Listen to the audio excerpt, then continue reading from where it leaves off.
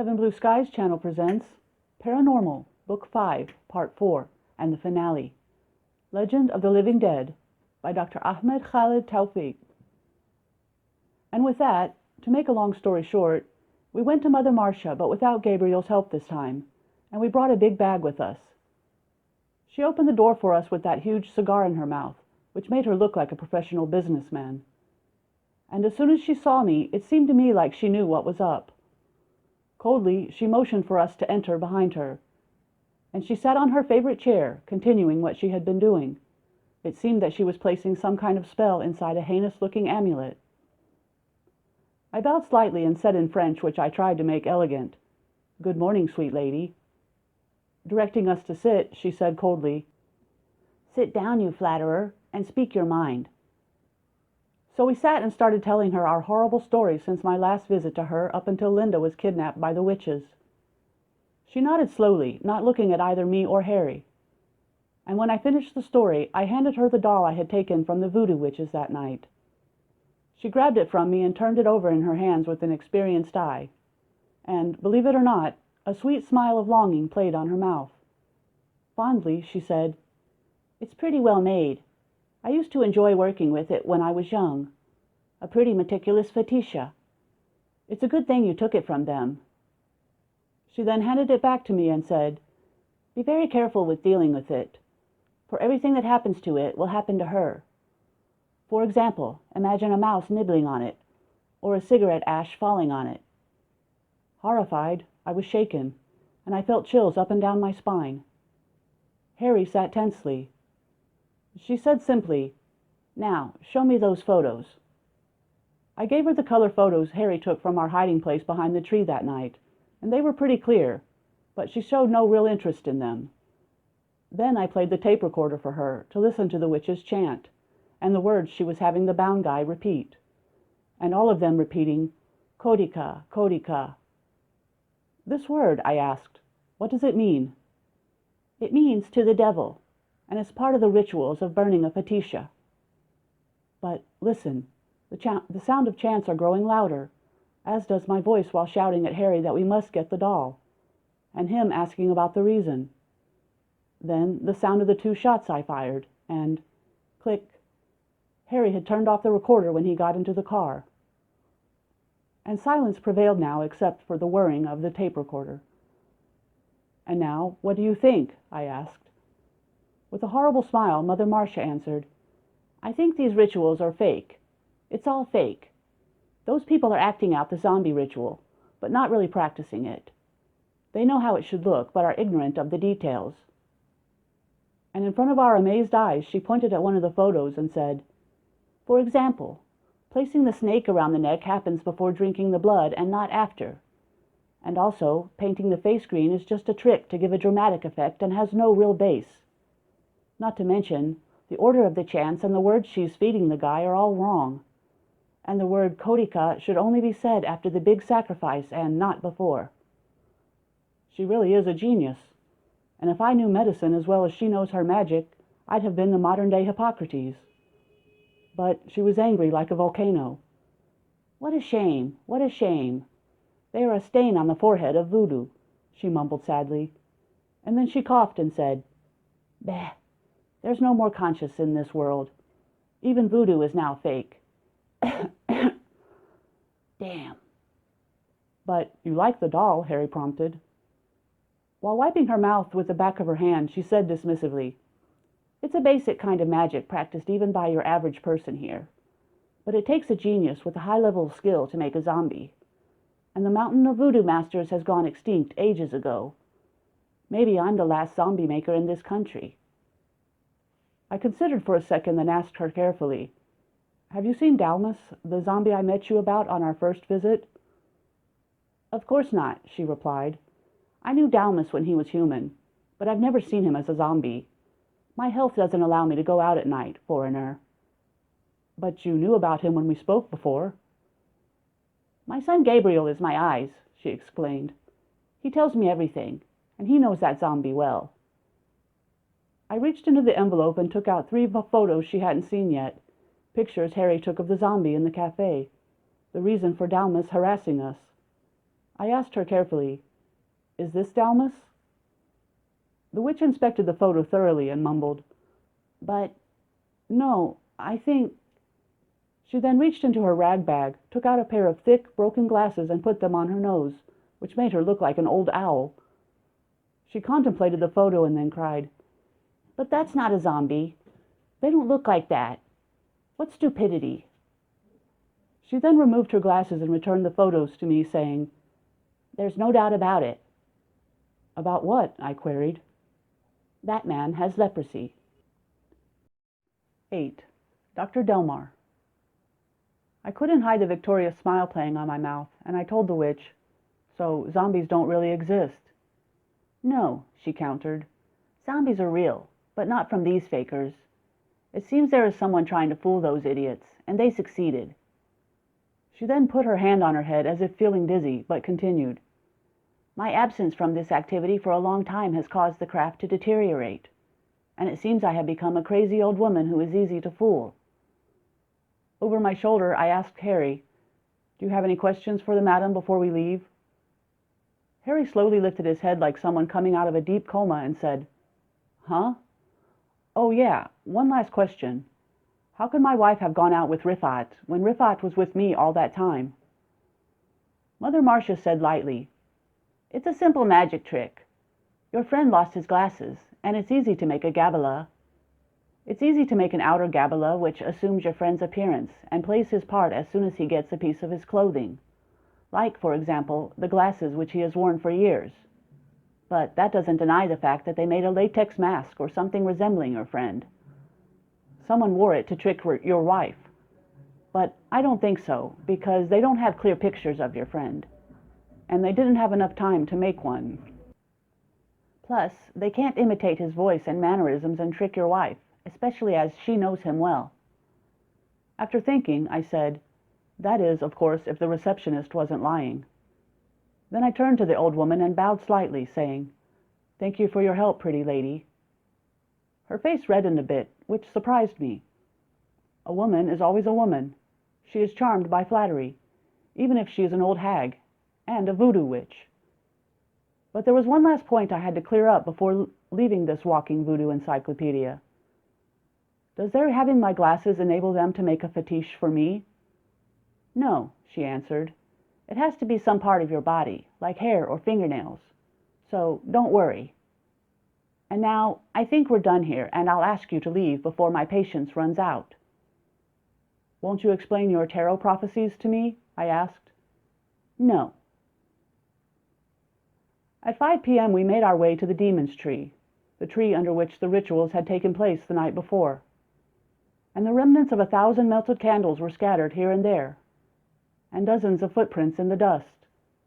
As for the tree itself, several ropes hung from its branches, the ropes used to bind last night's victim, and there were charred dolls discarded on the ground, as well as 2 skull lamps depleted of their fuel of pork fat, and loads of empty bottles scattered about.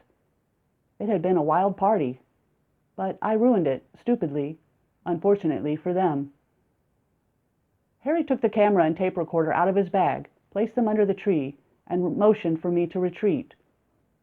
We walked slowly to the car, got in, started the engine, and drove off about 100 meters and hid the car between the trees. We then went back on foot, to hide between the foliage, waiting and watchful for what would happen. "I hope they don't try to check for the tape," I said in undertones. "Well, we'll play ignorant.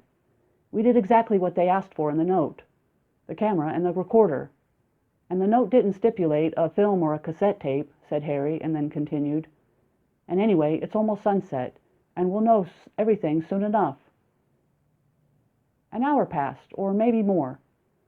The only sound in this hot, lazy atmosphere was that of our breathing, sweat covering our chests and gathering on our necks, evil flies buzzing greedily around us. Ever so slowly the weather was cooling off. Everything gradually took on a pinkish hue, slowly changing to blue as the sun retreated slowly westward. This last epic sunset neared its finale. And now we see 2 men approaching the Demon's Tree, and with the confidence of someone experienced in such things, they move toward the camera and tape recorder. One of them is tall and the other of medium to short stature. We hold our breath, watching. The two men's features reveal that they are zombies, their rash-plagued limbs and inflamed, bloodshot eyes searching for other things left there. And now the taller man hits the play button. Very crafty. Pressing the button, he listens. Of course, nothing. No sound. As for his friend, he inspects the camera meter with the same professionalism. And he opens its back only to find that the film is missing, of course. The plan has been revealed, and they realize we're trying to trick them. And they will definitely run to inform the one who sent them there that there is some kind of trick in this. We can't let them escape. We prepare to jump them, to force them to speak, if they have tongues. But they don't turn, and they don't try to escape. They just point to a group of maybe 20 more mutes arriving here suddenly, scattered about, heading towards the trees. I got it. They're much smarter than I thought. They realize we threw them useless bait. And since there's bait, then the hunter must be hiding somewhere nearby, waiting. And now they search frantically for that hunter. Horrified, Harry cries, "Let's get out of here, Rifat." You're right, I admit. Our plan to follow whoever takes the camera and recorder has failed. And if we were smarter, we would have left a tape and some film and saved ourselves from this situation. But we didn't want to risk that being lost or damaged. Plus, we expected Linda's kidnappers to send us some zombies who know nothing and can't tell if the camera has film and don't know how to turn on the recorder. Zombies have really evolved nowadays. And now, come, run with me. If you want to wait, that's your choice, but I can't guarantee the results. Look at their rotten gray faces, their inflamed eyes, and their hands with missing fingers. And make your decision quickly. Are you staying? No? Well then, come and run with me. Run with me between the trees towards the car. Where's Harry? I don't see him anywhere. He has split off from me. But that's good, because it'll throw them off. 3 of them move closer, their hands stretched in front of them, trying to grab you. Don't give up. Jump over this puddle with me. They're just sick people. I'm sure they're ill. But why are they acting so monstrous? Why do they insist on taking off our heads? It's hard for me to believe they really aren't living dead. Can I tell you something? The salty sweat has gathered on my eyelids, and my lungs can't supply my heart with enough oxygen. Pain attacks my sternum. Seems I'm about to have a heart attack. But there's no time for this. I don't care. And if I die, at least I survived all this horror so far. 2 of them appear from behind a tree. They were waiting for me. I retreat quickly, trying to catch my breath. But here are 2 more. There must be 6 of them chasing me now. I won't look back, but I'm pretty sure they're right behind me, maybe only 1 meter away. I can almost feel their amputated fingers touching my neck. But where's Harry? I need him. Ah, there. But who put this hazy yellow covering over my eyes? Why doesn't it go away? Here's another one. The sweat. My heart. Blacking out. And here is our courageous hero, recovering. I'm lying on a clean bed under fresh sheets in a comfortable room lit by sunlight, as if it's a hospital.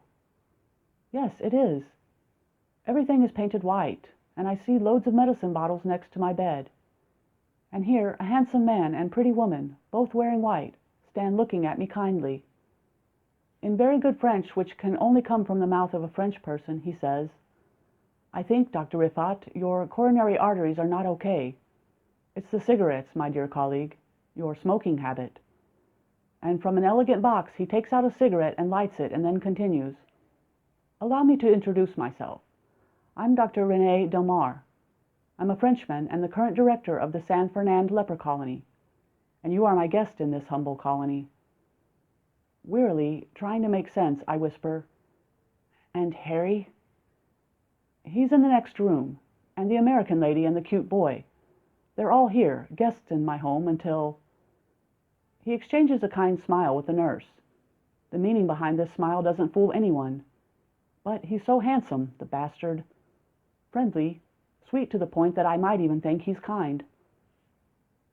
Fixing the sheets covering me, he says, "Of course, you know everything, so there's no need for more explanation. We found the tape and the film you hid in the hotel room. And actually, we exaggerated the importance of what you know, because from what we found, it's obvious that you know very little." "Then why all the trouble?" I demand. He places his hand on the nurse's shoulder and says, "First of all, I don't want anyone to see these pictures and say these are lepers. Secondly, maybe the pictures could fall into the hands of someone who knows and recognizes the voodoo witch, and notices the resemblance between her and Marilyn here, my nurse." What an idiot I am! How did I not notice this harsh, square jaw I almost broke with my fist that night? And really, I owe her an apology. "Please forgive me, miss. I'm not one of those men who—" "The kind who hits women?" she asks, touching her chin carefully. "Think nothing of it, my dear. It was well deserved in this situation. And actually, if you hadn't done that, your friend's wife would be a goner." I'm stunned. Is this woman really a witch, or just an actress? And how did she manage to trick all these islanders who know of voodoo and cannot be played by a fake witch like herself? As if hearing my thoughts, the French doctor says, "Don't be surprised. Marilyn is a very professional voodoo witch, but not to the extent of making a zombie, of course. After a lot of effort, she managed to become the big mother for the witches on this island, and started hosting her own private parties. But she had to play it like this, to maintain her power, because the big mother must understand the intricate art of zombie making. Considering, I say, and of course you don't want the photos or the tape to fall into the hands of an expert who would know this whole thing is a fraud." "Naturally," he says. "So what's the purpose of all this?" I demand. "Why don't you try to convince people that these zombies are real?" Tossing his cigarette out the window, he replies, "That's precisely the point. And that's why you have to die. Or, to be more meticulous, you'll die before you know." Looking at me sweetly, he says politely, "After 2 hours, maybe 3, you will be buried alive." 9. In a bind. Harry and I walked slowly, our hands bound with ropes. And the zombies, the lepers, surrounded us carrying long, strange-looking daggers. Dr. Delmar's villa resembled an old fortress, painted in elegant white, and the ivy and other climbable trees surrounded it, which gave one the impression that the villa was a fortress trying to escape the hands of the plants reaching for it. And in the garden, where the ugly, mutilated faces stare at you mutely, unfamiliar equatorial plants grow, and there's a fountain, and several cages housing sweet-looking parrots regarding us placidly. We were marching to our deaths, and we could do nothing but walk.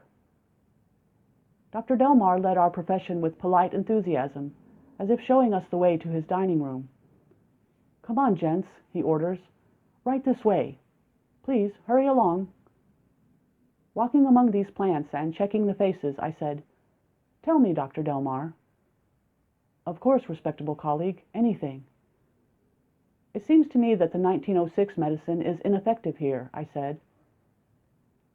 Laughing cheerfully, he replied, "Ah, I understand.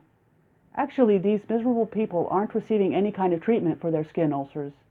And this is intended neglect, of course, because they need to look horrible and scary." "But of course there are other special effects involved too," I insisted. "Of course," he said. "We paint their skin with an ugly gray color and add some special touches with makeup as Marilyn sees fit." He then took out a cigarette and stuffed it into my mouth, and another one in Harry's, and lit them respectfully. What a jerk. Harry spoke his mind. "And what about them leaving the graves, and the party, and—" Dr. Delmar responded, "Let's agree on something here. I don't believe in the existence of zombies, but these villagers' beliefs force me to play my part. You see, first there's a madman who wishes to turn into a zombie. He then presents himself to the big mother, Marilyn, to be tied to the demon tree, and the party starts with all its rituals which you have witnessed, and in the end the man dies in the field." With disgust, I asked, "So they kill him?" He shook his head and smiled, saying, "I think I expressed it better than you.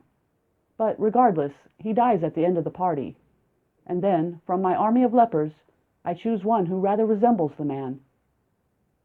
"How many are there?" I asked. "Around 600. I choose someone who at least resembles him in height and size. And we put on the appropriate makeup, and then he appears in the village or town where the dead man lived and starts playing his role. And then people are convinced that their friend has become a zombie, and they fear him." "And if someone thinks of visiting the grave," I replied, truly upset, "what will they find?" "He finds the grave open with no corpse, because you've moved the body somewhere else." "Exactly," Dr. Delmar said lightly. "It's very easy to fool people. They only see what they want to see. And when led by their superstitions, then searching for the truth becomes irrelevant." Agreeing to his last sentence, I said, "And just like that, the leper colony and surrounding area become forbidden to all the islanders, a barrier of taboo." "They know, of course, there is a leper colony here, but they also think the land is full of the living dead, so they're repelled from the leprosy and from the zombies." "But isn't there any regulation over this place?" I asked him. Laughing until tears came to his eyes, he said, "Regulating me? Of course not. They left me this colony and told me, 'Treat them. They're your responsibility now.' And so," he continued, "they left me to do as I wish. I have the final word here." And he spit on the ground, in stark contrast to his polite manner, and said, "They are oblivious and have no ethics. And if I abuse my power with these miserable people, it's their fault, not mine. Even the police are afraid to visit this place." What neglect and lack of conscience! Then, returning to reality, he exclaimed, "We're here." Yes, we're here, I thought. In a clearing free of any trees, dust everywhere. Blood-red dust. There was no shade to be found. Dr. Delmar gestured to two bare-chested men holding shovels, and they began digging 2 graves for me and Harry. Making no effort to hide his shaky voice, Harry asked, "And my wife? And my son?" As he closed his eyes to keep out the dust, Dr. Delmar said, "No worries. They'll die like dogs." I clenched my teeth and said with real spite, "I notice that you repeat exactly what that old witch said in the tarot card reading. I didn't think her prophecy would be so truthful and meticulous." Smiling knowingly, he replied, "Of course not. Her son Gabriel works for me. He told me of her prophecies, which gave me new ideas. Why not bury you alive, as a kind of joke, and poison them like dogs?" "The prophecy said the red dust will cover his eyes," said Harry. "Do you know what that means?" "Actually, I don't," said the doctor. "It means this," said Harry, and in seconds he kicked the ground, and dust flew into that sensitive Frenchman's eyes. Then Harry kicked him in the knee, and before I understood exactly what was happening, the Frenchie was on the ground, his neck between Harry's thighs, who pressed hard in anger. And he clenched his teeth, as if trying to break stone. "Excellent, Harry! That's how you defend your family. And how much do I love a guy who, even with his hands tied, still kicks and fights back for his family. And luckily you're wearing sturdy jeans which don't rip despite your violent actions. And here you are saying cruelly, 'And now, order your men to untie my friend.'" "Of course not," the doctor croaked out, his face turning red and his teeth bared. "My men will rip your friend to pieces if you don't release me." With shaking hands he tried to open the trap that had closed on his neck, and slowly one of the men came closer to me and held a dagger to my neck. His dull expression and muteness proved that he would not think twice about slicing me up, and he could sleep with a clear conscience. I could swear this man was under the influence of a very strong drug.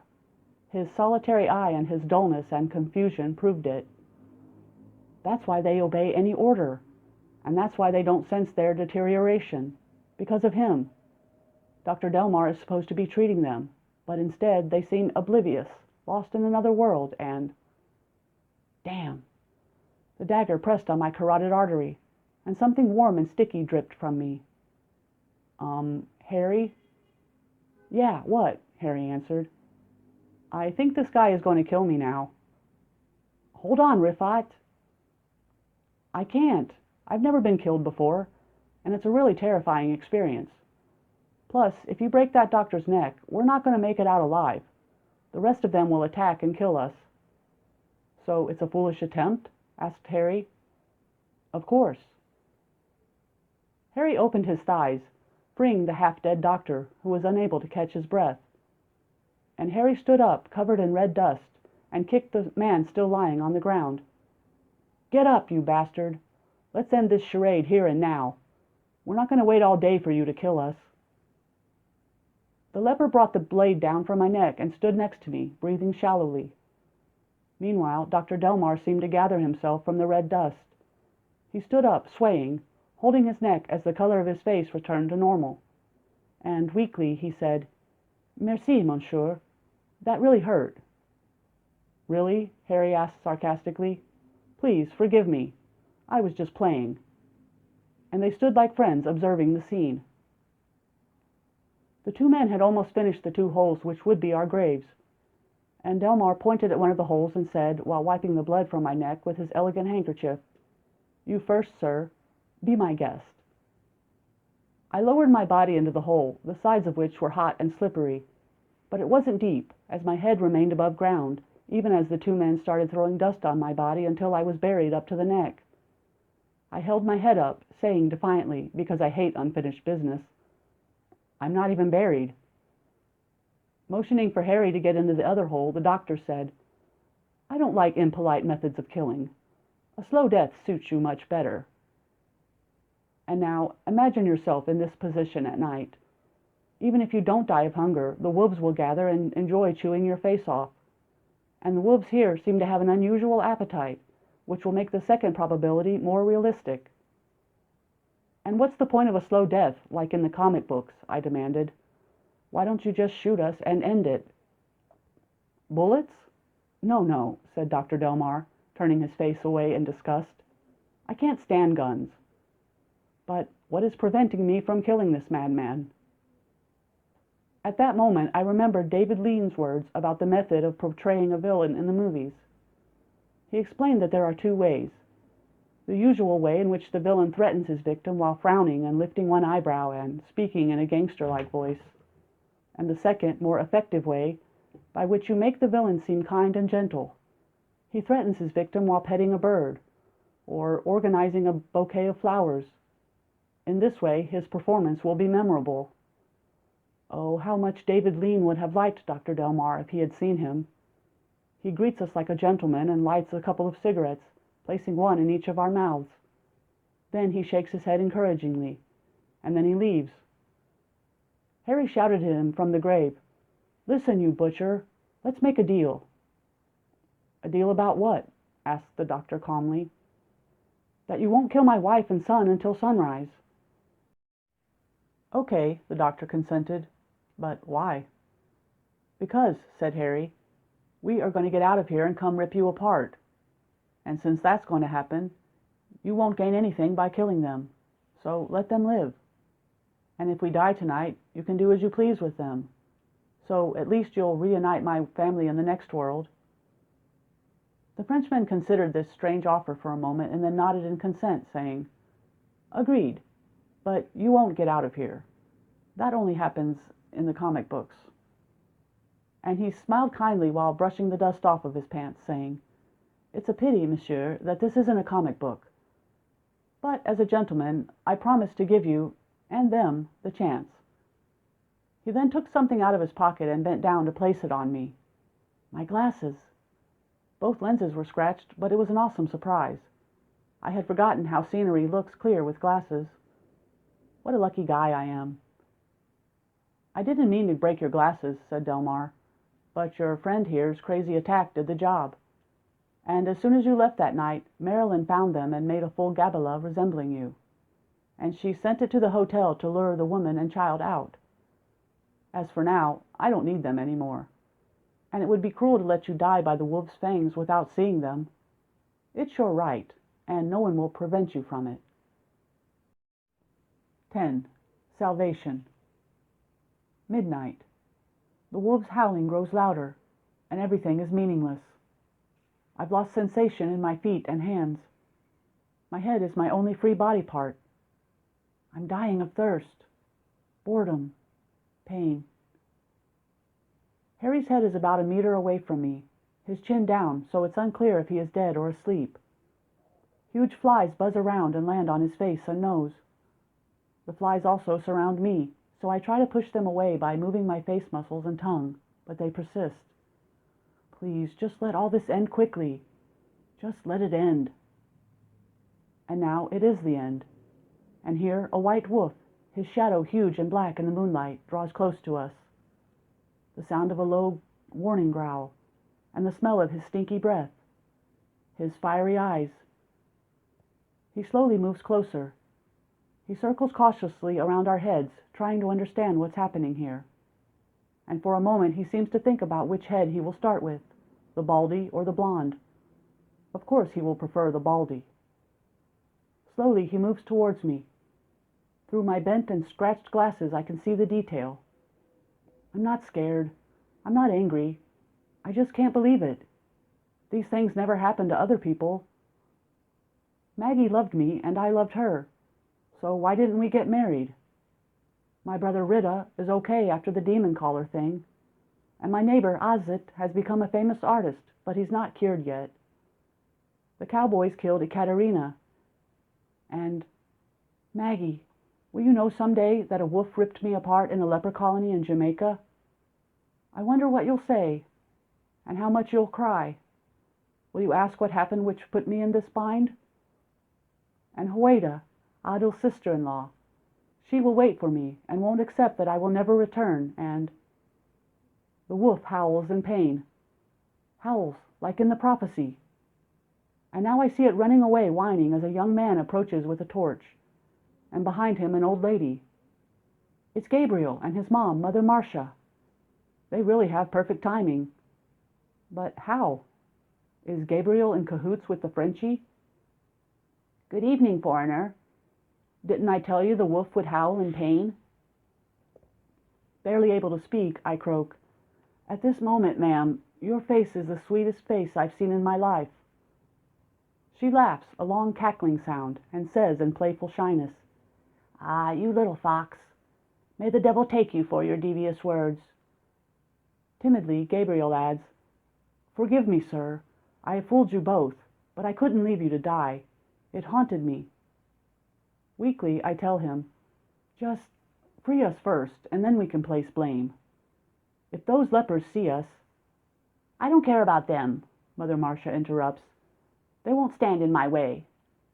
And with that, Gabriel grabs the shovel next to this pit and starts freeing Harry and me. I try to help by wiggling my body to shake off the layers of dirt. It was difficult, but after 10 minutes we were free, and we stood swaying, trying to shake off the dirt covering our clothes. The old woman cut the ropes off of us with some kind of sharp tool. And here the thing I fear most happened. With terrified eyes we saw dozens of those heinous creatures drawing close to us under the moonlight, their torches throwing off fearful flames reflecting on their angry faces. They had realized what was happening and were coming, and in moments they surrounded us. It was the end.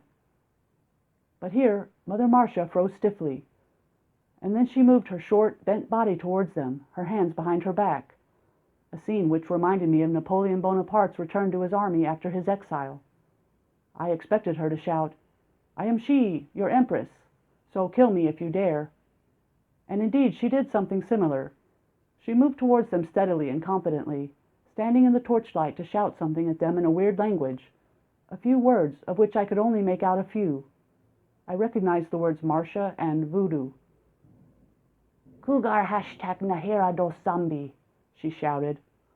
Of course, she was telling them, You're not zombies, or he tried to convince you that you're zombies, or the zombie story has ended, or anything else suitable to the situation and ending with the word zombie. And now, check out this nightmarish scene. This short woman shouting in a sharp voice while dozens of torches surround her, and the ugly eaten faces staring at her mutely, and the shadows thrown here and there, lending the whole situation an almost cinematic effect. Gabriel moved close to my ear and whispered, She's telling them that she is Mother Marcia, the one who taught voodoo to the whole island. And she's saying they are not zombies because she knows it for sure." And he continued to translate for me as Mother Marcia continued. "The foreigner has bewitched you," he said, "and the medications he gave you are not real treatment. He made you outcasts. He made you servants who obey his orders." "Karshak Harmar Shatath Ainag." She's telling them, "You can rip us apart, but we have your salvation." "Shiha Sis Dakor da Francha Shihag Nasha." And she's telling them that if they're real men, they will revolt. Nasha. With that, they all repeated the last word with fervor, continuously repeating it, this style which musicians call crescendo, the accelerating beat. Nasha, Nasha, Nasha. Mother Marcia took something from her pocket and mumbled some words, and the thing in her hand flamed up and then turned to ash, and she blew the ashes in the faces of those surrounding her. It must be some kind of spell made to free them from the effect of the drugs. Nasha, Nasha. Kodika, Kodika.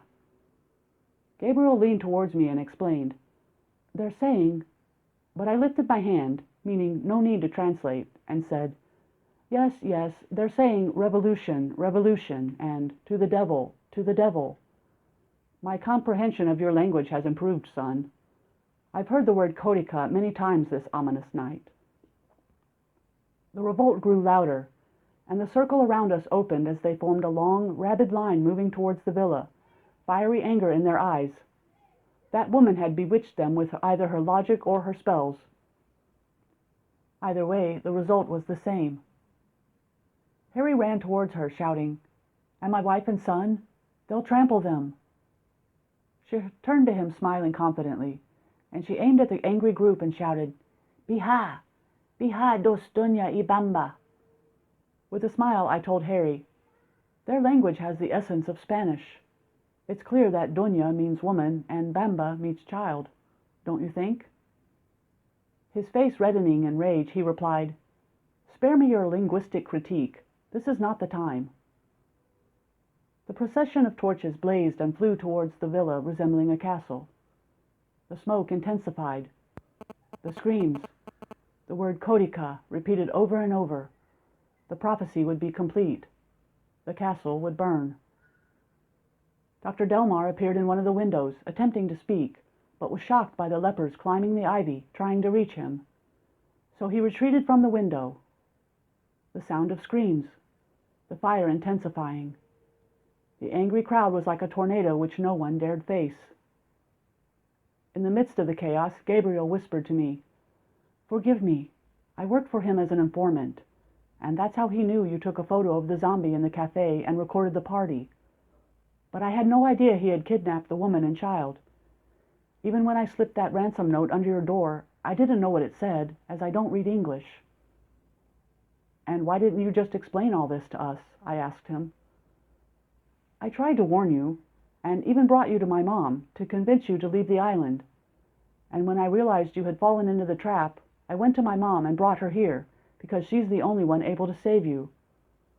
"Well," I said, "you came at the right time. But I don't get it. What's the point of this charade? And why would anyone want to keep an army of zombies?" Contemplating the horrific scene, he said simply, "The bauxite."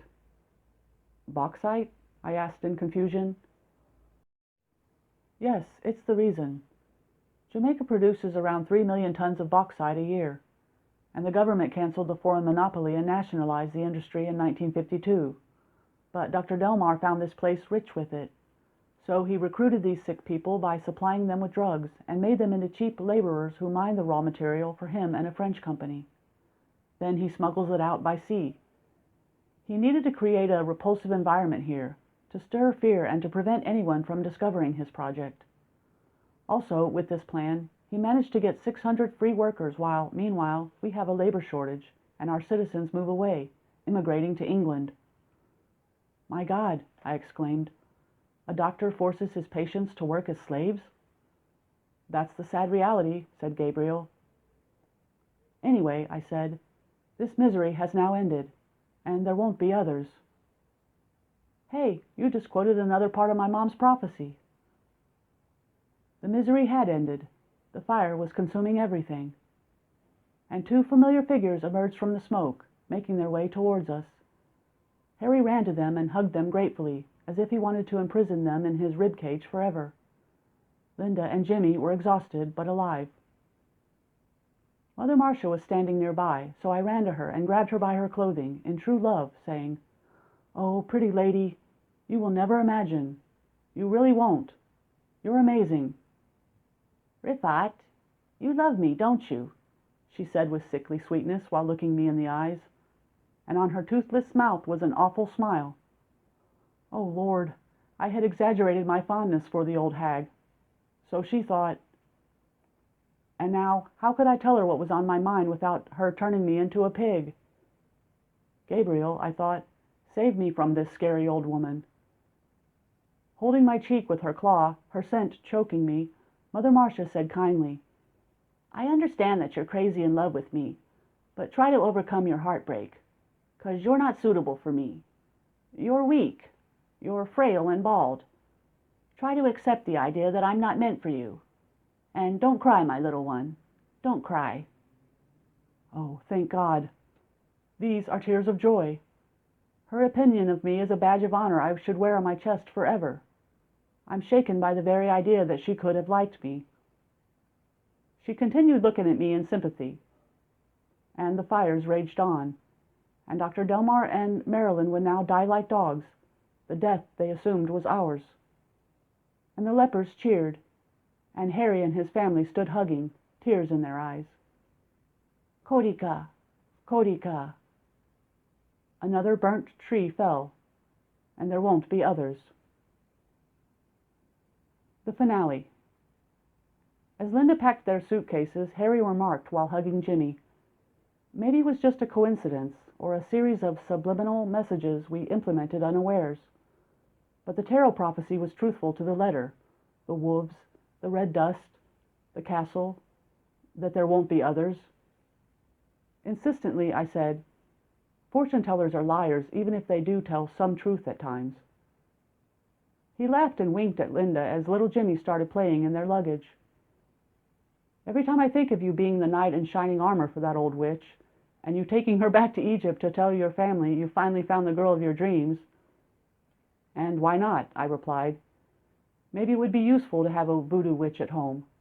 She's a fierce woman with a lot of knowledge, and if it weren't for her, we wouldn't be here now." "But beware making her angry, kid." "Anyway," I said, "I've taken a vow to never again visit Jamaica, along with other countries I'll never visit, England, Scotland, Romania, and even my village."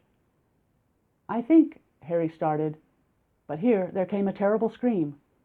Linda was writhing on the floor and screaming, on her face an expression of intense pain. "My arm!" she cried. "Ah!" Harry gave me a questioning look, but I had no explanation for what was happening. It wasn't arthritic pain, and not a lack of circulation, and not... Just a second. I got it.